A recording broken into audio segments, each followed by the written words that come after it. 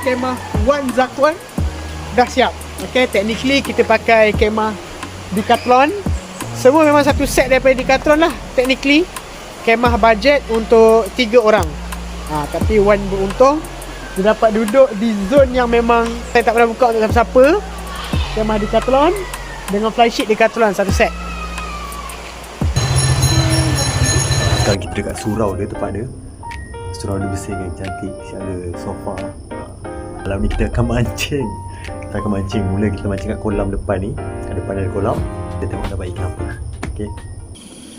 Ya, tangkapan pertama kita ikan tilapia. Okay, agak gelap di sini. Aku tak boleh nak rekod sangat.